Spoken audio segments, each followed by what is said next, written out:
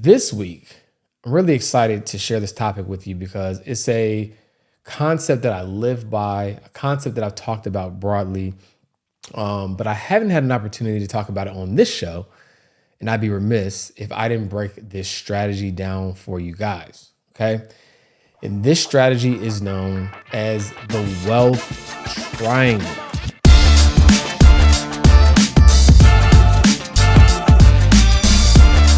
Hey, what's going on, guys? Welcome back to another episode of Financial Freedom Fastlane. And you guessed it, the quicker you get to your dream life, the longer you get to enjoy it. And I'm your host, George Acheampong. So this week, I'm really excited to share this topic with you because it's a concept that I live by, a concept that I've talked about broadly, but I haven't had an opportunity to talk about it on this show. And I'd be remiss if I didn't break this strategy down for you guys, okay? And this strategy is known as the wealth triangle, okay? The entrepreneur's guide to achieving financial freedom.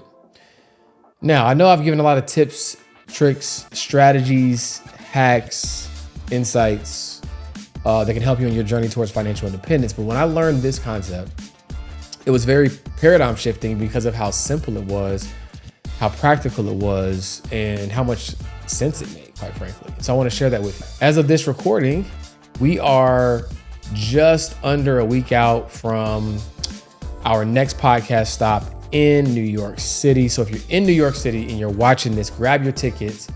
VIP's already sold out. We have a few general admission tickets left, and I strongly encourage you to grab your ticket because you don't want to miss it. Ticket, miss it. I ain't even plan on that rhyming, but hey, here we are. So make sure you grab your tickets to New York. Of course, our next stop will be in Chicago in July. Summertime shy is always a vibe, so you definitely don't want to miss that.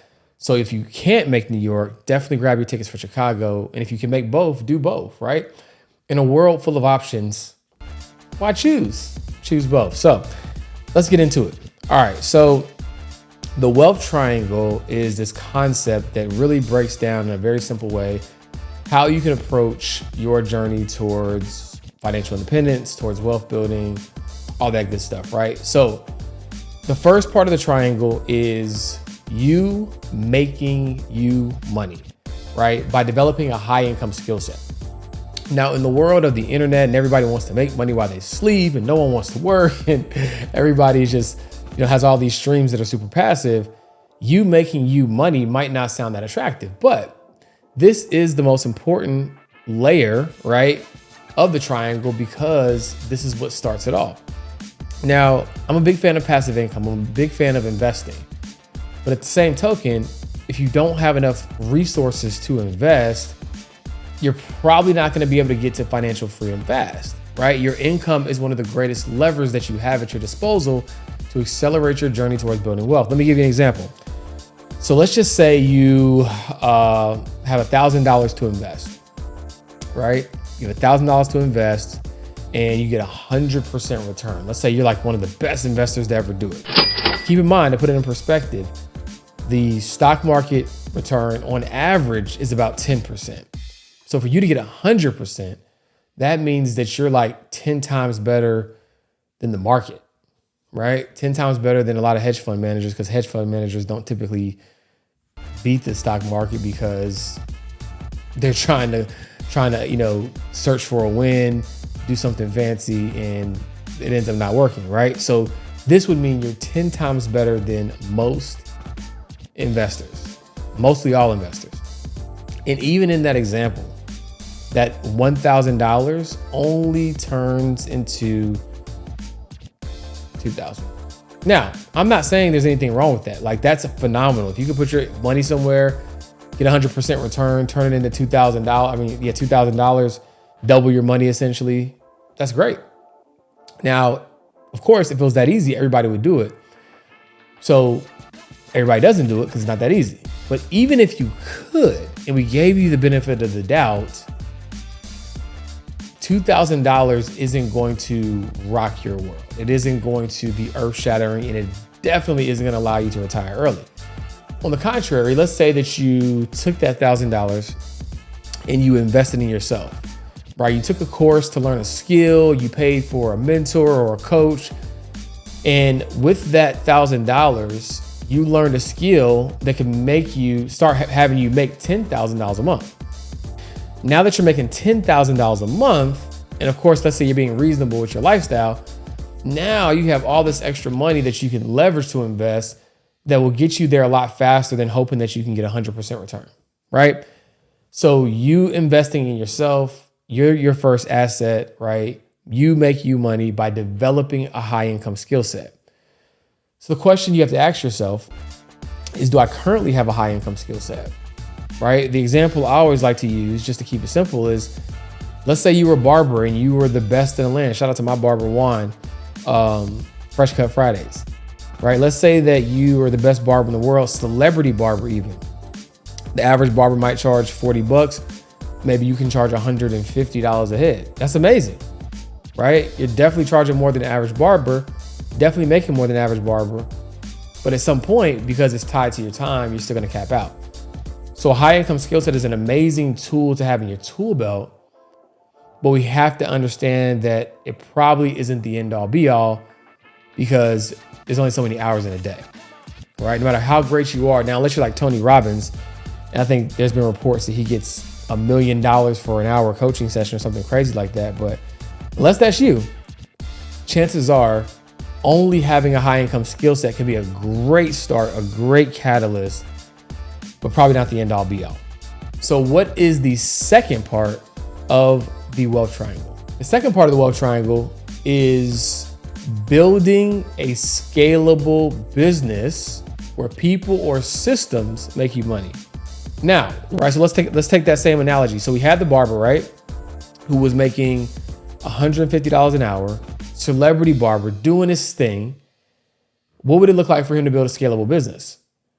It would look like, instead of him being the person that is cutting hair by himself, he has a barber shop and he has 5, 6, 7, 8, 9 chairs, right, of other barbers cutting hair. And regardless of if he cuts hair or not, he gets booth rent off of all of the barbers, right? People and a system are able to make him money. Now, we can simplify that in a lot of ways. Let's say that you are a coach, right? You're a business coach. And right now you do one-on-one consulting. Well, if you develop a curriculum, your system is wherever you decide to house that course, Kajabi, Teachable, Mighty Networks, whatever, right? And now people can go to your website, buy the course. You don't have to be involved in that process, and you can sell courses literally every minute of the day. That's scalable. That's a system. Or you can be a coach and you could hire other coaches, right? So now you have other people able to serve your clients and you don't have to. Or at the very least, you don't have to be the only person. So that is a way to build a scalable business. So you have to transition from being the practitioner or sole practitioner and invite people and or systems into the process to be able to grow and scale the business. No business can scale without systems. It's not possible. And systems don't have to be anything super fancy or convoluted. System, by my definition, is save you some time, energy, and money. A system is anything that you put in place that increases the probability of success, right? Because as your business grows, it's going to be harder for you just to remember things off the top of your head or remember where you had things jotted down or for everything to sit with you. If it's up here and it's not on paper or it's not in some type of system or framework, then it's very hard to outsource. It's very, very hard to scale, because one quote that I live by is that you cannot delegate what you cannot articulate, right? You have to be able to articulate what it is that you do, how you do it, why you do it before you delegate it, right? You cannot delegate what you cannot articulate. And that is how you build a scalable business where people or systems make you money. Even if you're a one-man shop, right? You have a freebie, like a seven things you didn't know about cutting hair, a guide, someone opts into it, they see it, then there's like an automated email sequence, and eventually it directs them to buying your master course on becoming a celebrity barber. or whatever the case may be. All right. And the last part of the wealth triangle that everybody loves, everybody talks about, everybody wants to do, and that is where you invest in high return assets and your money makes you money, right? So everybody wants their money to make them money. And that is the bottom of the wealth triangle, right? So let's just do a quick recap before we get into it. So 1, you make you money by developing a high income skill set. 2, people or systems make you money, right? By developing a scalable business. And 3, money makes you money by investing in high return assets. Now, why is this the flow of the triangle? Because when you create a high income skill set, and you get better and better and better at what you do, you're going to create that margin between your lifestyle expenses and your business expenses and your income, right? And then you'll have enough extra money to be able to invest to grow the scalable business, because it takes money to hire people. It takes money to invest in systems, right? And so you got to have capital to do that. So you start with yourself, you scale yourself, and you take that extra money and then you invest in the company, you invest in systems, you invest in people. And then when you do that, now you're turning the business into an asset. And as a result, that's going to produce additional profits. And then you take those profits and you invest in high return assets. Now, it's not to say that you can't do these things concurrently. It's just to say that if it were me and I had to prioritize, that would be the order of operations. Because now you don't have to take, here's the thing. You don't want to have to take unnecessary risk with your investments. Now, all investments pose a risk, but you don't want to have to take unnecessary risk, try to get 200, 300, 400% returns, because you're already taking a risk with your business. You're already taking a risk with trying to grow that concentrated asset. So when you actually make it successful and you have these additional profits, last thing you want to do is take that money and be gambling with it, right? You want to invest in well-researched, tried and true opportunities. Not to say that you're going to bat 1,000 and you're going to be perfect in all your investments, but it will most certainly give you more peace of mind. And it's a much more prudent approach if you already are building a business, right? So you might ask, what are those high return assets? It can be a lot of things. It can be real estate. It can be the stock market. It can be private equity, where you invest passively in a business that you have ownership in, but you don't run it, right? It's up to you to do your due diligence. It's up to you to determine your risk profile. It's up to you to keep watching this show, to be tuned in for all the high return investments that I talk about. But the moral of the story is that's the framework, that's the concept. So if you can think about it, how can I focus on becoming world-class at what I do and making so much money that I can take that extra money and build a scalable business, and that machine then has so much extra money that I can then invest and grow my wealth. Like, there's this quote that I love, and I know I've said it on this show before, I've said it somewhere before, right? And the quote is this: we definitely want to build wealth, but we cannot forget to get rich, okay? We cannot forget to get rich. I know we want to build wealth. I know we want to build generational wealth, but we have to make sure that we have enough income to be able to allocate towards the wealth building things that we want to do. Now, I'm not saying that if you want to start small and invest a few $100s or $50 a month and do that incrementally over an extended period of time. I'm not saying you can't do that. All I'm saying is that these are things that have served me well, right? These are my truths and not the truth. There's a big difference, right? The truth is absolute, and there are very few things that are absolute. These are my truths and things that have served me well. And if you want to achieve financial independence faster, this is one of the ways that you can do it. Is it the only way? No. But this is the way that I have deemed one of the best ways to do it, because you focus on yourself first, right? You build something that nobody can take away from you, which is your high income skills.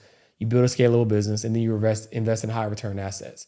Because the beauty of that, if the world ever changes, if the market changes, if your business goes belly up, whatever, if you have skills that you can leverage in order to make money, you'll always be fine. Like if things slow down over here in the scalable business, if I know someone will pay me to step on the stage, someone will pay me to consult, someone will pay me to advise, I always know that I have that in my back pocket.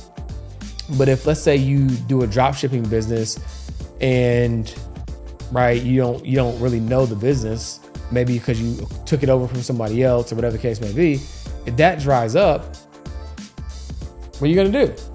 Right? What are you going to do? So you have to acquire a very particular set of skills, like my guy Taken. But what I do have are a very particular set of skills I've acquired over a very long career. It'd be dope to insert that in the clip. But what I do have are a very particular set of skills. But you have to acquire skills, and you have to take the money that you earn from those skills to build out something that's scalable, and then ultimately invest your money in smart and wise ways. All right, guys, I hope this episode was helpful for you. This concept was revolutionary for me when I first learned it. The Wealth Triangle. If you like this episode, share it with 3 friends, leave a comment. Let me know what you want to hear from me next, because we got a lot in store in these next 6 months. See you soon. And always remember, freedom is for sale if you're willing to pay the price.